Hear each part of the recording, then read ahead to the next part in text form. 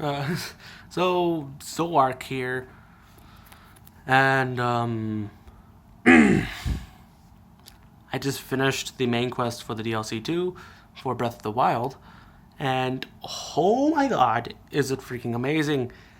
I can't really put it into words that much because I'm gonna spoil a couple of things, not the whole thing. I'm gonna leave out a lot of things so you could go find out about it for yourself.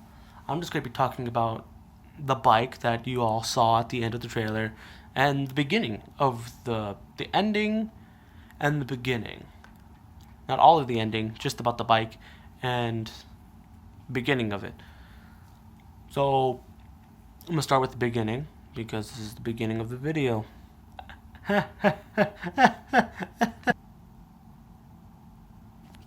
uh, it's hard to put it into words, but pretty much right off the bat, anywhere if you have to pretty much complete the game, it tells you so. You have to you have to free all four divine beasts, and you have to already. I think you already have to have beaten Ganon. I'm not sure about that because it still tells you to beat Ganon. So I don't know.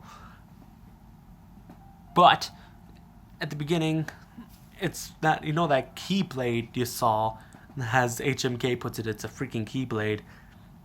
And the beginning of the trailer, that weird little thing, I don't know. It's a one shot. You get it right off the bat, and it's just a one shot to any enemy.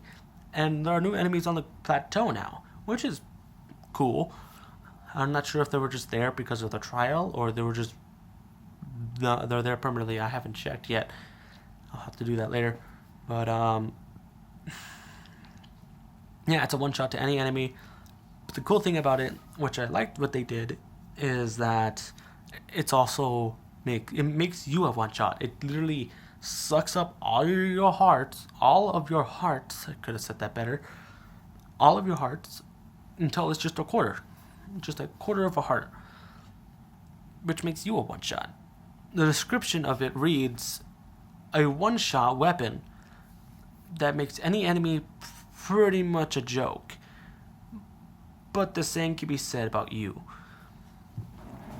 which is pretty cool. It makes you on edge, and you have to do the whole first part of the trial like that. You go through 4 different shrines, but if anything touches you, you gotta start the shrine over. Or yeah, pretty much that. And the shrines are guarded by a shit ton of enemies, and each have their own perspective of how to solve it, which is pretty cool. I liked how they changed stuff up here. Here's another spoiler alert. It's not a new divine beast. I know that was up in the air, but it's not. It's just it works like a divine beast, but it's not a divine beast. If that makes any sense. And though all of this takes place, in the beginning of it at least, takes place on the Great Plateau. Once you leave the Great Plateau, it's up to you of how you want to finish the rest of it. You could challenge the blights again, which is cool. I liked how they added that feature. It was always a feature in the past, not all the time, but it was there, to where you could go to a boss room and be like, I want to fight this boss again. Well, here you go.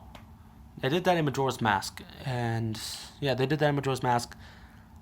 And now you can do it here. You could go up to the one of the divine beasts, and it asks you, "Do you want to face the boss?" Yes.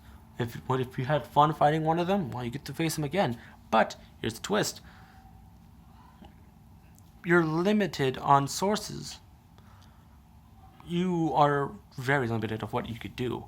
You're given the armor that you're supposed to apparently be wearing during that fight, and it gives you the champion's weapons. Because when I fought them, it gave me the champion's weapons. I don't know, it could be different for you, probably not, but that's what I had to do. I got freaking Ravio's, whatever the hell his name is, the bird guy. I got his bow, I guess his blade, I guess. the Daruk's hammer, the shield, and the weird looking sword from Urbosa and Mifa.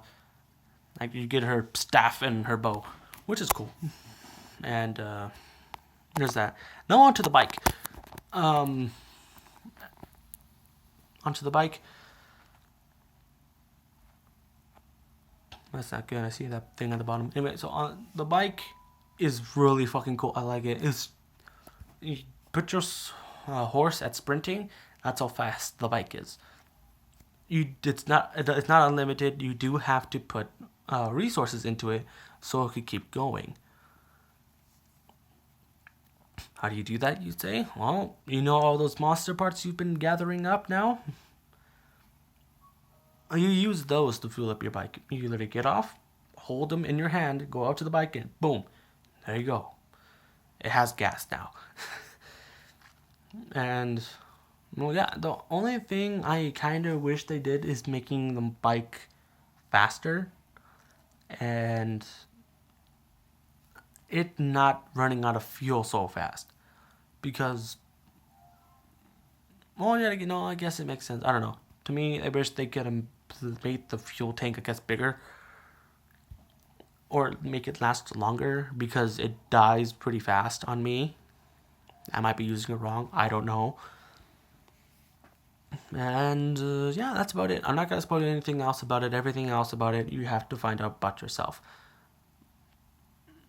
What you have to do, what you could, who the boss is, and who the bosses you have to fight, and all that crazy stuff.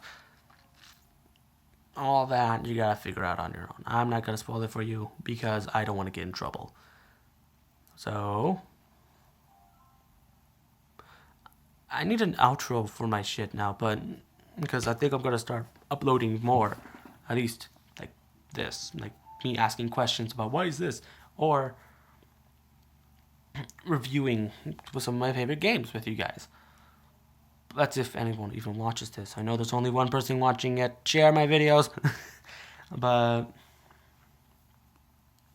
yeah, that's all. I'm out of words, so I'm not gonna waste you guys' time anymore. I'll be seeing you guys later.